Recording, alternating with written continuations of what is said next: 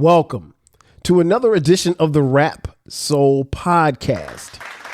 I am your boy 12 Kyle. I want to thank you all for tuning in as you do each and every week. Again, this is the Rap Soul Podcast. This is the intersection where we have discussions about hip hop, rap, soul, and R&B music and its artists from the 80s, the 90s, and the 2000s.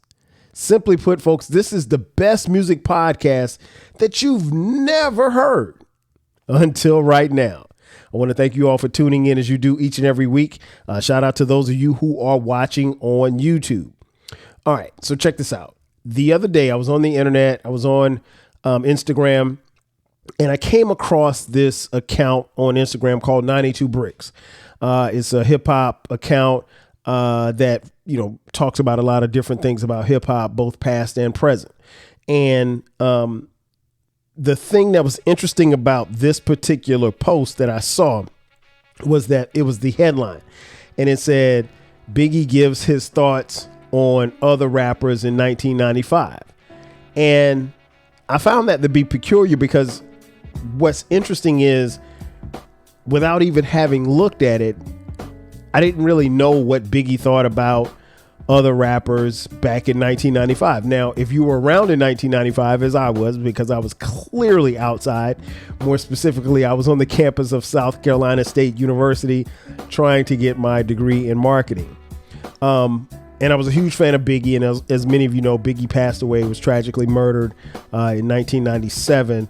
But in 1995, Biggie was basically entering the prime of his albeit brief career. And Biggie was on top of the game. He was one of the most recognized and most popular and one of the best rappers at the time in the game. And so the meme, or the post, I should say, goes on to ask Biggie about his thoughts on particular rappers and rap groups in 1995 and what he had thought about them. And he gives his honest opinion. Now, I will be honest. I don't know that the post from 92 Bricks on their Instagram account, I don't necessarily know. There's no way for me to confirm that this is true. However, after reading it and reading the comments and then kind of contextualizing where Biggie was at that particular time, his thoughts and opinions on these particular rappers, I didn't see enough or read enough to believe that it wasn't true. So let's just go under the assumption that everything that I'm about to tell you is true. So again, it's 1995. Biggie sits down and interviews with someone, and they ask him about his thoughts on these particular rappers and rap groups. And I'm going to read to you his quotes in its entirety and then give you my thoughts. And these are in no particular order. First up, Wu-Tang. They asked Biggie what he thought about Wu-Tang. He said, quote, "Wu-Tang is hot. I like their shit. I love their shit. I like their shit because they have real... No, because they have a real, and they have a real I don't give a fuck attitude. We come into this game to blow the fuck up. We don't give a fuck about what happens to all of us. We're going to do our thing, and we're just going to do it." And they just did it. You can hear punches. You can hear so much shit in that album. You know damn well these guys aren't giving a fuck. The beginning of Cream, when that shit start, voila. Oh my God, this is some shit. So this is some Rush shit, but I dig it. Close quote. So Biggie was a fan of Wu-Tang. As many of you know, Biggie's first album featured Method Man on the song called The What. Biggie would later get into a quote unquote beef with Raekwon and Ghostface. But Biggie gave a thumbs up on, Wu-Tang, which is surprising. Because I can't say I thought that Biggie dissed those guys or didn't like them, but at that particular time, Wu-Tang had already had their first album, Enter the 36 Chambers. Wu-Tang was out on the streets and it was a smash. So they asked him about Snoop. In some of these quotes, he's giving a quote unquote ranking as far as like from 1 to 10. So it's, and I didn't read let me go back and double check. He did not give Wu-Tang a number rating. For Snoop, he said, quote, quote, I like Snoop. I give him like an 8 out of 10. I like his shit. I'm not into fly pimp, straight player shit. I don't like no nigga that I have to decipher some shit that I don't decipher, then give him a 10 like Nas. I give J. Rue a 10, but I give Snoop an 8, close quote. So he threw in Nas and Snoop at the same time. So he said he'd give Nas a 10, he'd give J. Rue a 10, but he gave Snoop an 8.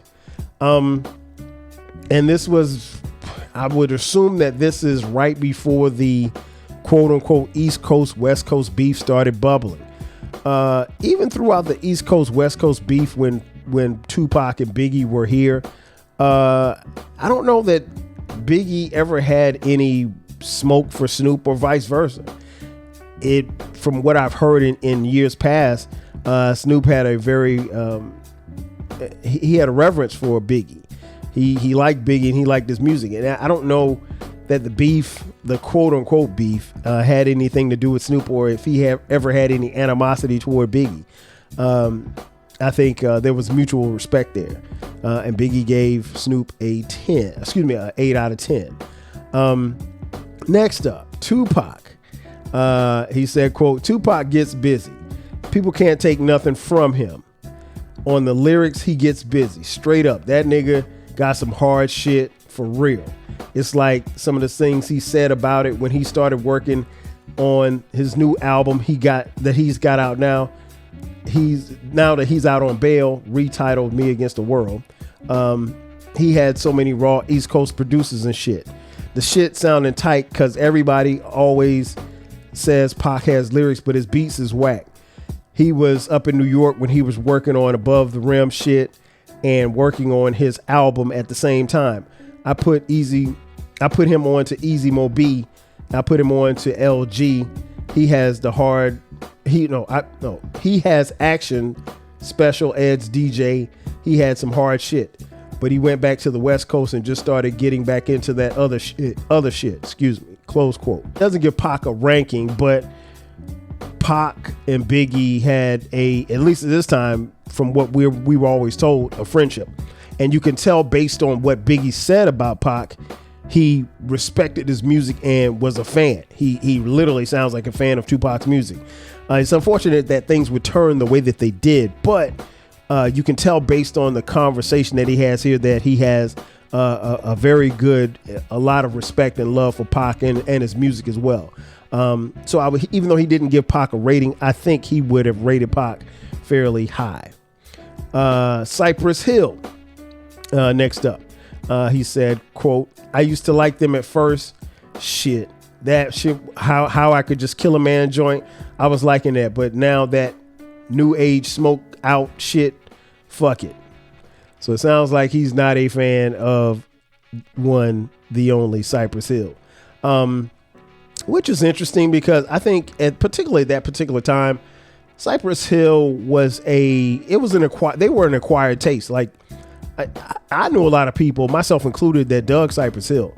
I don't really know too many people that didn't like Cypress Hill. So for Biggie to come off as not really liking Cypress Hill was, kind of weird, but we're all entitled to our opinions, right? Next up, Ice Cube.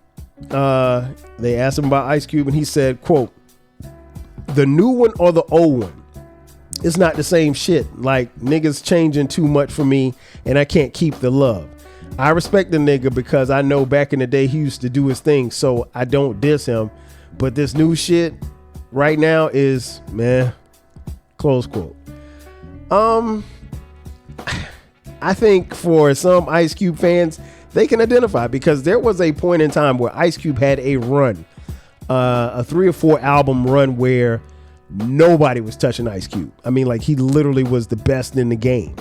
And then, his music changed and he changed a little bit and some of the production changed. But he still was dope to me. Even when he got into West Side Connection, I mean, like, Ice Cube was still doing his thing. So I don't think that, Ice Cube had fallen off or anything like that. I'm not sure why Biggie wasn't feeling the new Ice Cube, but it kind of is what it is, I guess. But that was Biggie's take on Ice Cube. Biggie's take on Dr. Dre. His quote, beats, question mark, incredible, close quote. So Biggie was a fan. I mean, who couldn't love the production from Dr. Dre? Next up, KRS-One. Biggie said, quote, nah, I used to like KRS, but not no more because he just thinks he's dope. He let his ego take over his shit, and that's what brings him down. When he was like, blow it to yourself, when he was like, that was when he was a 10. But now he's on some I am hip hop. Eat a dick, nigga. Eat a motherfucking dick, nigga. Close quote. So Biggie definitely wasn't feeling KRS-One. While I can't agree with everything he said, there was a point in time where I think KRS-One might have been feeling himself. So I can understand that. But I mean, KRS-One was always open. In my opinion, I think KRS-One is one of the best top 5 lyricists of all time. I don't care where you put him, but he's in the top 5. Personally, for me, I think he's at about 3 lyricists, not great MCs, whatever like that. But as far as lyricists, that's him. Next up, OutKast. Biggie said, quote, I like them too. 6 or a 7. So he's given OutKast a 6 or a 7. No hate there. Next up, Eazy-E. Biggie said, quote, I like Eazy-E. Eazy-E's a real ass nigga. He's sharp as a tack on top of rhyming. He even knows. He took a group from around the hood and just put them on to 2 and then that to 2 million. Bing. He know how to do that shit. Same thing with Luke and all the rest of them niggas. I just think they take another turn. I can let you hear some Eazy-E shit on some old NWA shit and niggas would think Eazy-E was nice. You know what I'm saying? So he stood straight up. Close quote. No, I'm sorry. He's hood straight up. Close quote. So while he didn't give Eazy-E a ranking, he's very much a fan of Eazy-E. And at the time, Eazy-E was still alive. So, and what he said about Eazy is true. He did take some cash from the hood and he was in the streets. And they literally and figuratively put Compton on the map. So much love to the late, great Eric Eazy-E Wright. Next up, Coolio. Biggie said, quote, I like that new joint. Mama, I'm in love with a gangster. I like that joint. I just like them hard niggas. Them niggas that just be leveled out. Close quote. Okay, so Biggie's in favor of Coolio. Personally, I wasn't much of a Coolio fan. But that's just me. Next up, Redman. He said, quote, the new Redman, 7. I can't diss him because he got skills. He get busy on the lyrics, but I can't feel his new shit. His new cosmic crazy shit. I'm used to the clean cut, blowout, fly nigga. When I met the nigga, he was a fly nigga. You know what I'm saying? He be on some different shit. I really don't like it when a rapper come out and then they blow all the way up and then they're come out on some changed up shit. To me, that's like getting some good coke from Poppy, then getting some money and then being like, fuck it, I'm gonna get some more 4.5s, some brown shit, and then bag it up. Why would you change that in your plan? That's what he did to me. So Biggie referenced drugs when describing Reggie Noble, aka Redman. Redman is dope, man. I think Redman has been dope for a long time. I don't know that.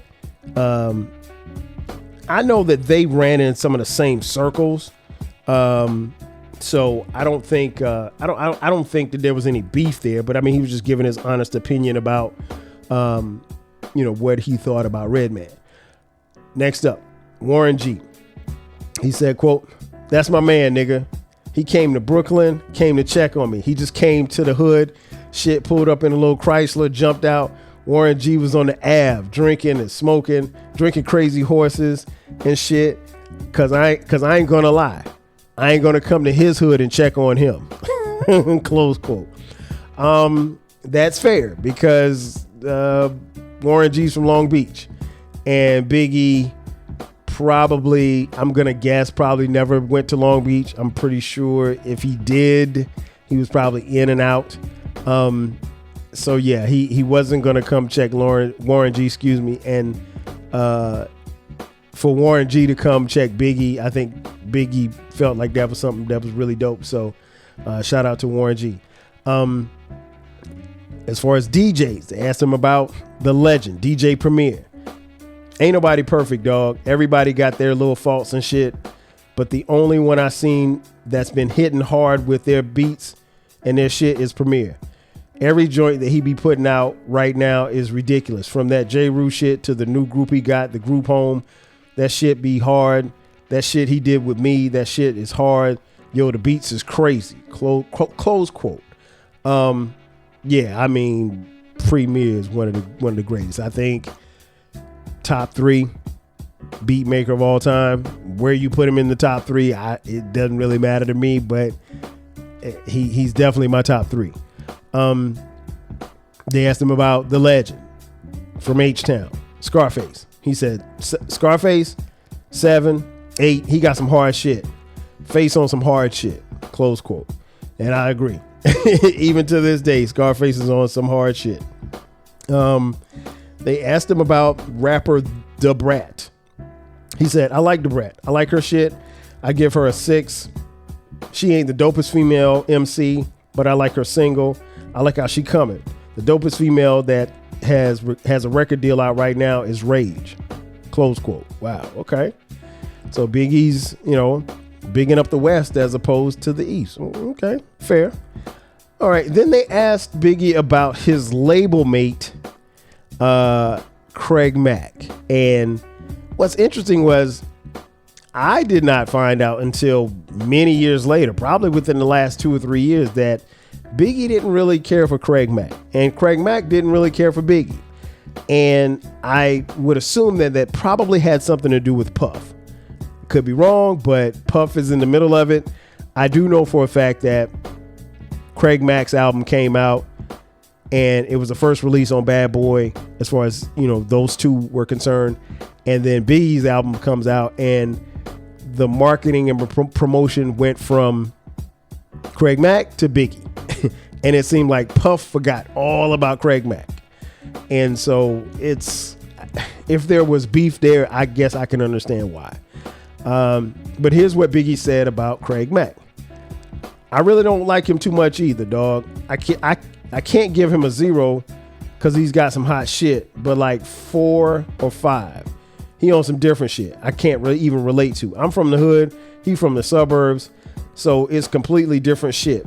I don't really like his music too much. I don't like the beats. It's not the rhymes for me. It's just some pretty kid shit. Close quote. Yeah. So Biggie wasn't a fan. Wasn't a fan of Craig Mack at all. Now, Too Short, the legendary Too Short. Here's what Biggie had to say about Too Short. Too Short, 10. That's my dog right there. I love that nigga. That's my man. That caliber shit he got, cocktail shit. I ain't got no shit like that yet. I don't know that shit was hot.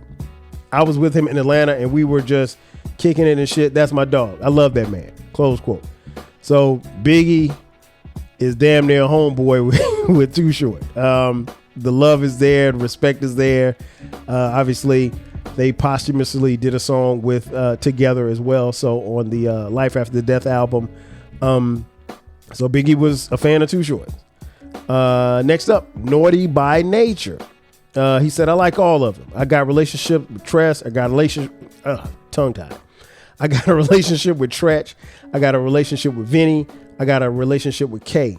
But you know what I'm saying? The music itself that they want to make, that shit, that one hit, once they got that one hit, everything else don't count. That's why I can't dig that. I want a nigga that gonna be like, yo, I heard that album and it's got like 9 joints. I like 3. Maybe that's the single, the remix. I don't want no album like that. So he's basically saying, while he's got relationships with them, the fact that they had those hits changed how he viewed their albums. And last but not least, they asked Biggie about E40. And here's what Biggie had to say. Quote, no rating, 0. I don't fuck with Duke at all. Close quote.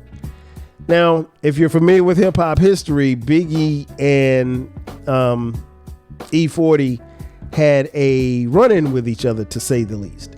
And as legend has it, Biggie was somewhere on the West Coast, in the Bay Area, which is where E40 is from, and some words were exchanged, and Biggie and his friends, or the people who he was with, were vastly outnumbered. Now, from what we were told, 40 made the call and they let him live, but it could have gone the other way. And I'm interested to know if Biggie felt this way before he got jammed up or after he got jammed up. After he got jammed up, he probably felt a little bit different towards 40 Water. I like E40, always have. I think E40 is one of the most original cats that we've ever seen in hip hop. His slang and his lingo will live forever. It's been so influential. Why Biggie didn't like E40, who knows? But what's interesting about all of this is that, again, this is Biggie's opinion, right? And you're entitled to like who you like. I found it interesting that some of his peers, some of his label mates, like Craig Mack, he didn't like. You know, some of the people who would go on to be great in the game, he was, you know, fond of to some degree, like an OutKast or Snoop. And then his reverence for guys like Too Short or Dre or Primo. So Biggie, in that sense, at least to me, doesn't sound like a lot of people, a lot of young men his age, who were from New York City and had certain biases toward the South or the West. So it's interesting. I found these quotes to be very interesting and intriguing. And obviously, like I said at the beginning of the podcast, we don't know. I will assume that this is true, that, you know, 92 Bricks didn't make this up, because it seems very detailed. And honestly, most of what he said sounds like something Biggie would have said back then if you knew who Biggie was when, you know, in 1995. And again, keep in mind, Biggie is probably, if not the biggest star in hip hop, one of the biggest stars in hip hop. So for him to have knowledge of these artists and have heard their music without the internet, because again, folks, there was no internet, I think that speaks volumes. What's interesting is, you know, the fact that, one, he's no longer here, and you wonder if he were here, how would he still feel about the music going forward, or these particular artists and their music going forward? Obviously, we'll never know, but this was Biggie versus everybody. I think Biggie, you know, while he's entitled to his opinion, some of his opinions are comical, some of his opinions are, you know, kind of weird, but they're his opinions. And you know the old saying, opinions are like assholes. Everybody got one. Ladies and gentlemen, that's going to do it for me. Thanks again for checking out this edition of the Rap Soul Podcast. Be sure to subscribe to the podcast. We drop new episodes every Monday and every Friday. Also, don't forget about the flagship station, the 12 Kyle Podcast. We drop new episodes there every Tuesday and every Sunday. You can catch the 12 Kyle Podcast wherever you're listening or watching on YouTube. If you're interested in merch, you can actually contribute to our podcast financially by purchasing merch. Just go to the 12 Kyle Podcast page, click the merch button. You can buy 12 Kyle Podcast t-shirts, hoodies, as well as coffee mugs. We got it for the low. Or you can hit us up on Cash App, $TWELVEKYLE. We're on social media all across the board, 12 Kyle, 12 Kyle Podcast, Rap Soul Podcast. Wherever you're on social media, that's where we are as well. Ladies and gentlemen, that's going to do it for me. This has been another edition of the Rap Soul Podcast. I am your boy, 12 Kyle. I'll catch y'all guys next time. 5,000. Cheers.